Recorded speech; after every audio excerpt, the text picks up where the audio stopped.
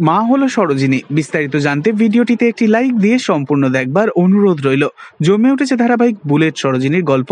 রাগিনী চ্যাটার্জির বাড়িতে পা রাখার পর থেকেই সরোজিনীর মনের মধ্যে খালি ঘুরতে থাকে তার মা বাবার মৃত্যুর প্রতিশোধ নেবে সে। এই চ্যাটার্জি বাড়িতেই লুকিয়ে রয়েছে সেই অতীতের প্রমাণ। তবে রণকে বিয়ে করার পর থেকেই রণ প্রতিটা মুহূর্তে সরোজিনীকে খুব কষ্ট দিয়ে চলেছে। অন্যদিকে রাগিনী চ্যাটার্জির মনে ভীষণই ক্ষোভ জন্মাতে শুরু করে সরোজিনীকে ঘিরে। তাই সে সরোজিনীকে ভীষণই নজরে নজরে রাখতে শুরু করেছে। কিন্তু অন্যদিকে দেখা যায় এই বিয়েটা হওয়াতে ভীষণই মনে মনে ভেঙে পড়েছে অর্ণব। কারণ অর্ণব ভীষণ ভালোবাসতো সরোজিনীকে। সবকিছু শুরু হওয়ার আগেই সরোজিনীকে অন্য কারোর হয়ে যেতে দেখে ভীষণই কষ্ট পায় সে। তবে এবার দেখা যাবে অতীতে রাগিনী চ্যাটার্জির বিরুদ্ধে প্রমাণ হাতে পেতে সরোজিনী লুকিয়ে দেখা করে অর্ণবের সাথে। আর সেই ঝড় বৃষ্টির রাতে অর্ণব ভালোবেসে সরোজিনীকে নিজের বুকে টেনে নেয় আর আশ্রয় দেয় নিজের বাড়িতে।